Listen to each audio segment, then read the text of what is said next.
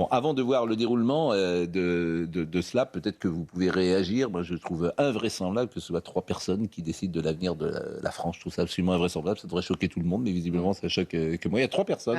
3 personnes en France qui décident de l'avenir d'un pays. C'est Votre formidable. argument, il se retourne aussi. On vote des lois qui mettent 3 personnes en mesure ou en situation de juger. Charlotte Dornelas. Parce que bon, c'est 3, mais ça a été 3 en première instance. Puis il y a la première instance, l'appel, il y a l'instruction, il y a les enquêteurs. Il y a quand même beaucoup de monde qui travaille sur un dossier pareil. Moi, je veux bien qu'on se pose la question de l'inéligibilité et en effet de sa pertinence. Mais dans ces cas-là, que le politique dise il n'y a pas d'inéligibilité judiciaire possible. Mais là, vous voyez, moi, c'est l'incohérence de tout le monde, en fait, qui me fatigue assez souvent, mais aussi sur ces sujets-là. C'est qu'on vote en permanence des lois qui élargissent le champ de l'inéligibilité possible. Dernière en date, Aurore Berger, qui veut rendre inéligibles les personnes condamnées pour incitation à la haine. Sans aucune définition, c'est beaucoup plus pratique comme ça. Et ensuite, en effet, quand ça arrivera et que ça tombera sur tel ou tel candidat, avant les élections, pendant les élections, après les élections, à chaque fois, on se dit c'est insupportable, c'est pas à eux de le faire. Pourquoi pas, hein, moi, j'ai pas de problème avec ce débat-là. Mais dans ces cas-là, il faut pas donner cette peine comme possible. Si vous dites au juge telle infraction mérite l'inéligibilité, parce qu'en plus, il y a une partie, vous savez, de ce qui est reproché à Marine Le Pen, les députés ont jugé utile de rendre cette peine d'inéligibilité automatique. Donc le juge, s'il ne veut pas la mettre, doit la motiver. Bon, alors, pas tout à fait sur ce que vous dites, parce qu'elle est là poursuivie pour des faits avant 2016, oui, mais et l'automaticité de l'inéligibilité tombe. Mais moi, je suis d'accord avec vous, je pense que la peine d'inéligibilité, peut-être on ne l'avait pas vu d'ailleurs, il y a 10 ans comme ça, les effets pervers. Il y en a qui l'avaient vu. Hein. Oui. Non, mais c'est-à-dire qu'on ne voit jamais les effets pervers lorsqu'on prend une décision. Le vrai problème... Donc aujourd'hui, les juges, vous leur donnez du pouvoir, ils le prennent. Voilà. Oui, ça, non, la mais réalité. Et c'est au que peuple de décider qui il veut élire. C'est surtout que c'est... Quelle que soit la personne, j'ai envie de dire. Donc l'inéligibilité, elle doit tomber dans tous les domaines. C'est au peuple de décider. S'il veut élire un tel, c'est au peuple. Non, mais il y a peut-être... Ou alors, on change les règles de la démocratie. Il y a sans doute des magistrats qui sont ravis de le prendre, ce pouvoir-là. Je n'en doute pas. Et d'ailleurs, dans les motivations de la première instance de Marine Le Pen, il y avait des choses étonnantes. Certains magistrats eux-mêmes ont dit qu'il y avait des choses étonnantes dans la motivation sur certains points. Donc on verra ce que dit la Cour d'appel. Mais au-delà de savoir si les juges veulent ou pas prendre ce pouvoir, si, encore une fois, le législateur décide que tel comportement est une infraction et que ça mérite d'être puni, vous ne pouvez pas reprocher au juge de le punir. Mais vous avez parfaitement raison. Alors, Joachim Le Floch-Imad. Ce qui a été fait hier par le Parlement peut être défait par lui demain. C'est ce que la Suisse a fait d'ailleurs, puisqu'ils ont supprimé les peines d'inéligibilité en 2007. Je suis tout à fait d'accord avec Charlotte. Il y a une part de responsabilité, une part de lâcheté du politique. Maintenant, il faut bien voir aussi le maximalisme de certains juges. Il y a des débats entre juristes. D'ailleurs, je pense à Noël Lenoir, Jean-Éric Schottel, qui estime que la décision est moins fondée en droit qu'elle n'est fondée en morale et en politique. Et j'aimerais juste faire 2 dernières remarques. Je m'en arrêterai là. C'est que quel que soit le verdict d'aujourd'hui, on n'arrête jamais une lame de fond populaire. En l'occurrence, la révolte des peuples contre leur mort annoncée par une décision de justice. Et quoi qu'il arrive, que Marine Le Pen soit éligible ou non, ce ne sera pas la fin de sa vie politique. Elle en a vu d'autres, je crois qu'elle a le cœur très épais. Mais là, vous avez raison. On a beaucoup décrypté les enjeux politiques, les enjeux judiciaires, en effet. Mais il y a quand même aussi un regard un peu global qu'on peut porter sur la situation. En effet, une décision de justice peut empêcher la favorite à l'élection présidentielle. C'est quand même un trouble à l'ordre démocratique à minima, et ça intervient dans un moment où les signaux sont pas très bons. On ferme des chaînes de télévision, on menace d'autres chaînes de télévision, on veut faire fermer certaines voix. Voilà. Je pense que tout ça devrait nous alerter collectivement. Certains, je le constate, ont cette hauteur de vue. C'est le cas de Gérald Darmanin qui avait dit à peu près ce qu'on pense ce matin. Jean-Luc Mélenchon avait dit ça aussi. Je constate que certains comprennent bien ce qu'on est en train de traverser, parce que c'est pas simplement le sort de Marine Le Pen. Beaucoup sont dans le calcul. Est-ce que c'est mieux si c'est Marine Le Pen ou si c'est Jordan Bardella? On aura le temps d'en parler. Mais il y a aussi le regard global qu'on doit porter sur la situation. Vous avez parfaitement raison. Sarah Fenzari nous dit ce qui se passe aujourd'hui. C'est à partir de 13h30, dans la première chambre civile de la Cour d'appel de Paris, celle-là même où Nicolas Sarkozy a été jugé en appel, que Marine Le Pen sera fixée sur son sort. Dès l'ouverture de l'audience, les 12 prévenus, 11 personnes physiques et le Rassemblement national jugé en tant que personne morale seront appelés un à un à la barre pour décliner leur identité. Puis débutera la lecture de la décision, une lecture qui devrait durer au minimum 2 heures.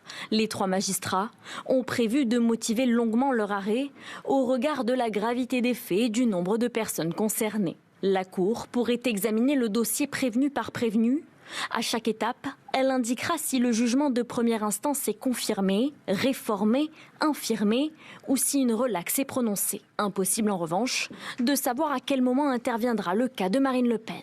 L'affluence s'annonce exceptionnelle. 75 places ont été réservées aux journalistes, 4 aux dessinateurs d'audience et une salle de retransmission a été ouverte pour accueillir la presse.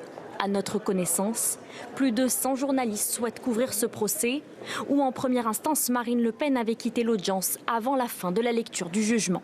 Elle avait été condamnée à 4 ans d'emprisonnement, dont 2 ans ferme aménageable, 100 000 € d'amende et 5 ans d'inéligibilité pour détournement de fonds publics et complicité. Dans quelques heures, la Cour d'appel dira si elle confirme ou non cette décision. Conséquences majeures, bien au-delà du seul terrain judiciaire.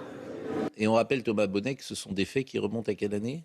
C'est à peu près un peu plus de 10 ans, c'était 2014, un peu même auparavant, c'est dans cette période-là, entre 2012 et 2016. Bon, et que des assistants parlementaires payés par le Parlement européen ont travaillé pour le Rassemblement national, et cette affaire avait été déclenchée par l'opposition politique de Marine Le Pen au Parlement européen. Absolument, avec ce qui a été au cœur du procès, c'était la notion de système, c'est-à-dire que la justice en première instance a admis, a déclaré qu'il y avait un système qui permettait aux partis de se financer, entre guillemets, avec l'argent du Parlement européen. Il n'y avait pas d'enrichissement personnel. Non, c'est ça qu'il faut rappeler. Voilà, il n'y a pas d'enrichissement personnel. Alors, ceux qui veulent évidemment taper sur le Rassemblement national disent que c'est détourner de l'argent public. Bon, La situation à l'époque, revenons juste à la situation à l'époque. La situation à l'époque, c'est que les banques interdisaient, ne prêtaient pas au Front National ou au Rassemblement national, ne prêtaient pas. C'est-à-dire tous les robinets étaient fermés. Parce que tout le monde, aussi bien droite et gauche, s'entendait pour dire il ne faut pas que le Front National progresse. Donc tous les robinets des banques étaient fermés. Ça vous paraît peut-être de l'histoire ancienne. Je vous rappelle juste que là, après la dissolution, il y a un certain nombre de députés du Rassemblement national qui ont vu leur compte fermé, bancaires. Donc ça veut dire, pardonnez-moi, ça veut dire aussi, cette question est une question fondamentale. Et ça, d'ailleurs, Bayrou lui-même l'a souligné, c'est même pas moi, Bayrou lui-même a souligné, puisqu'il a dit qu'il fallait une sorte de banque de démocratie pour permettre ça. Parce que sinon, on est sûr que jamais aucun autre parti n'apparaîtra. J'entends bien, mais que des assistants parlementaires puissent travailler pour un député du Rassemblement national à Paris, alors qu'il aurait dû travailler pour Bruxelles, ça peut s'entendre. Mais quand, dans le dossier, il y a également le majordome de Jean-Marie Le Pen, je crois, qui était payé. Bon, là, on est dans autre chose. Le majordome, il n'a pas à être payé par le Parlement européen. C'est dans le dossier. Bien sûr. Mais ce qu'on doit préciser aussi, c'est que d'autres partis ont été inquiétés pour les mêmes faits, ou presque, dans des proportions différentes, il faut le préciser quand même. Le MoDem, François Bayrou a été relaxé en première instance, et la France Insoumise, Jean-Luc Mélenchon, ça a été classé sans suite. Non, mais que le RN ait fait ce qu'il ne devait pas faire sur ce dossier-là, il peut avoir un consensus. Je crois que même Marine Le Pen l'a un peu admis, d'ailleurs, dans après, le d'empêcher une candidate favorite à l'élection présidentielle de se présenter, c'est ce que j'ai dit tout à l'heure, ça ne me paraît pas... Mais il n'avait pas le choix. Vous avez raison, vous rappeliez que les faits étaient antérieurs à cette loi qui avait été votée, mais à l'époque, il y avait 2 députés qui avaient voté contre quand même cette inéligibilité automatique. C'était les 2 députés du Rassemblement national. Certains avaient compris à l'époque, donc on leur reprochait, et certains à droite qui aujourd'hui s'offusquent, certains leur reprochaient à l'époque de ne pas vouloir être transparents devant les Français. Donc, vous voyez, ils refusaient d'imaginer quelles pouvaient être les conséquences sur la seule question, non pas de l'infraction, mais des conséquences. Et puis ça vient dans un certain contexte de la justice, où effectivement l'élection de 2017 a été percutée. Est-ce que Emmanuel Macron serait président de la République si François Fillon avait pu mener sa campagne sans que la machine judiciaire se mette en branle? Personne ne saura répondre à cette question. Il aurait peut-être gagné d'ailleurs. Mais c'est il aurait peut-être gagné. Il n'aurait pas de la même manière, parce qu'il y avait des bulletins Fillon, d'accord, et qu'on peut dire, j'ai quand même assez bien suivi la campagne Fillon, que aussi le coup, porté par les costumes a fait extrêmement mal aux candidats. Soyons honnêtes. Oui, donc là, c'est pour dire que ce qui se passe aujourd'hui est véritablement historique. Mais Fillon, Hubert Coudurier. Fillon, il a quand même pu se présenter. Oui. Il a été battu dans les urnes. Oui. Et il faut rappeler la réserve d'interprétation du Conseil constitutionnel qui insiste sur la liberté de choix de l'électeur. Oui. Et puis, dernière chose, à l'époque, le parti il était très anti-européen. Donc, il faisait travailler, il a évolué depuis, et il faisait travailler ses assistants en France et assez peu à Bruxelles. Bon, il y avait une logique politique dans sa démarche. Mais vous avez parfaitement raison de le rappeler. Alors, on va revenir sur le premier jugement pour comprendre bien les enjeux. Et c'est Célia Judas qui nous rappelle ce qui s'est passé lors du premier jugement. Reconnue coupable en première instance, en mars 2025, Marine Le Pen était condamnée pour détournement de fonds du Parlement européen, communication, campagne. Selon le tribunal, plusieurs personnes rémunérées avec ces fonds européens travaillaient en réalité principalement pour le Front National. La chef de file du parti, désignée comme figure centrale de cette fraude, a ainsi écopé de 4 ans de prison, dont 2 fermes, aménageables sous bracelet électronique, de 100 000 € d'amende et de 5 ans d'inéligibilité avec exécution provisoire. À ses côtés, sur le banc des accusés, 24 personnes physiques ont été condamnées, parmi lesquelles Louis Alliot ou encore Julien Audoul. À titre de personne morale, le Rassemblement national a quant à lui été condamné à une amende de 2 millions d'euros. En appel comme en première instance, les avocats de Marine Le Pen ont plaidé sa relaxe. Elle devrait donc savoir aujourd'hui si elle pourra ou non être éligible à la présidentielle de 2027. Évidemment, les réactions du Rassemblement national sont nombreuses ce matin et hier avant cette décision, et notamment il y a eu ce tweet assez long de Jordan Bardella à la veille d'une décision qui comptera bien au-delà d'un simple rendez-vous judiciaire. Je veux m'adresser à Marine Le Pen, à la militante, à la dirigeante politique et à l'amie qu'elle est. Demain sera un jour important. Il a posté ce tweet hier, mais je veux le redire ici, rien ne peut justifier que Marine Le Pen soit écartée du choix des Français et empêchée de se présenter devant eux. Quoique nous réserve les prochaines 24 heures, nous continuerons avec la même détermination, avec la même fidélité à ceux qui comptent sur nous. Je vous propose de voir des images. Alors ces images, c'est une séquence du Rassemblement national, c'est une séquence mise en scène par le Rassemblement national, la musique, le montage, les ralentis ou pas qui existent. C'est évidemment pas CNews qui produit les images que vous allez voir, mais c'est de la communication, certains pourraient dire de la propagande du Rassemblement national. Écoutez, regardez. Jordan et moi, nous travaillons depuis des années ensemble. Nous avons l'un pour l'autre une immense amitié, une immense confiance. Nous sommes tous les deux engagés en politique par devoir. Nous ne sommes pas engagés en politique par ambition personnelle. Quand on se bat pour une cause qui nous dépasse, me vient en tête un morceau d'une chanson que vous connaissez tous. C'est une chanson de résistance. Ami, si tu tombes, un ami sort de l'ombre à ta place. Nous ne nous découragerons jamais. Nous lutterons toujours. Nous irons jusqu'au bout. Et nous irons, mes amis, jusqu'à la victoire avec vous. Image du Rassemblement national. Alors écoutez ce que disait Marine Le Pen lorsqu'elle était venue sur le plateau de Laurence Ferrari et elle soulignait que son avenir dépendait des juges. L'avenir de ma présence en fait à l'élection présidentielle dépend des juges. Voilà. Les juges ont le droit de vie et de mort sur la candidate à la présidentielle que je suis. En me défendant, je défends aussi la liberté des Français de voter pour qui ils le souhaitent. Bon, Thomas Bonnet, on ne peut pas dire que beaucoup d'hommes politiques soient montés au créneau pour défendre le principe. Et c'est bien dommage d'ailleurs, parce que c'est le principe. On n'entend pas, on va entendre Laurent Wauquiez qui était interrogé tout à l'heure par Laurence, mais on aimerait qu'il y ait consensus parfois sur certains sujets, et notamment des questions de principe. Et ce qui est vrai pour Marine Le Pen, je dirais la même chose pour Jean-Luc Mélenchon. Ouais, c'est pas un juge de décider si Jean-Luc Mélenchon doit se présenter ou non. Je vous disais, Jean-Luc Mélenchon a eu un propos, je trouve, à la hauteur de l'enjeu qu'on traverse cet après-midi. Gérald Darmanin, François Bayrou, à l'époque, il était Premier ministre au moment du verdict en première instance. Et lui-même avait parlé, je crois, d'un trouble. Il s'était dit troublé, je crois que c'est le mot qu'il avait employé. Donc il y a quand même certains responsables politiques qui ont cette hauteur de vue. Laurent Wauquiez, ce matin, était à peu près aussi dans cette tonalité. Après, moi, j'échange depuis des mois avec des responsables politiques, notamment au sein du Bloc central. En fait, je vais vous dire la vérité, il y en a beaucoup qui espèrent que ce soit Jordan Bardella le candidat parce qu'ils pensent, peut-être se trompe-t-il d'ailleurs, ils pensent que Jordan Bardella est un adversaire moins coriace que Marine Le Pen. Donc ils sont aussi dans des petits calculs. On ne peut pas leur en vouloir, c'est la politique, mais... on ne peut pas leur en vouloir. On ne peut pas leur en vouloir. C'est une courte vue quand même. On ne peut pas leur en vouloir. Si, moi je leur en veux en fait. Non, j'en veux toujours à des hommes politiques qui oublient les principes. On ne peut pas dire, se réclamer de certaines grandes figures tutélaires politiques, par exemple comme le général de Gaulle, et le film fait un malheur en ce moment, mais c'est une manière de faire de la politique. C'est une certaine idée, et de soi et du monde dans lequel on est. D'autant qu'elle n'a pas adopté une ligne trumpiste. Il y a eu un mouvement de colère après le jugement en première instance, une manifestation organisée place Vauban, et ensuite elle est rentrée dans leur rang, elle a fait profil bas, elle a privilégié des arguments juridiques. Elle n'est pas en guerre contre les juges depuis des mois. Oui, Charlotte Dornelas. C'est surtout que la colère après une première instance, je veux dire, la forme institutionnelle d'une colère ou d'une contestation de justice, c'est l'appel. Quand on fait appel d'une décision, c'est bien qu'on n'est pas d'accord. Donc on peut ne pas être d'accord, c'est même l'institution judiciaire qui le prévoit.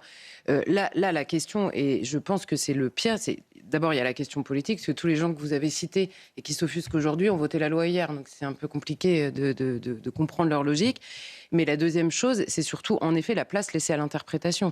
C'est vrai de quasiment toutes les décisions judiciaires, quand vous n'êtes pas capable, en lisant la première instance, d'imaginer dans quel sens va aller l'appel, ça devient compliqué. Et par ailleurs, le discours permanent du monde politique percuté par la justice affaiblit encore un peu plus la confiance des Français dans la justice.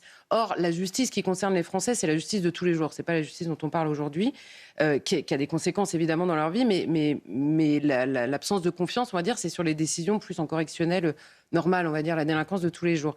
Et tout ça se percute en permanence, et c'est grave. Hein. Un pays qui n'a plus du tout confiance, et on l'a vu ces dernières semaines, dans sa justice, c'est grave. En fait, vraiment. Alors on verra si effectivement ce contexte a influencé ou pas les juges. On va écouter Laurent Wauquiez, mais Richard Millet, je vous vois bien silencieux et je le regrette parce que j'imagine que vous pensez quelque chose. Vous dites tout techniquement ce qui se passe et je ne peux que souscrire à ça. Je ne suis pas assez fort pour ajouter mon grain de sel.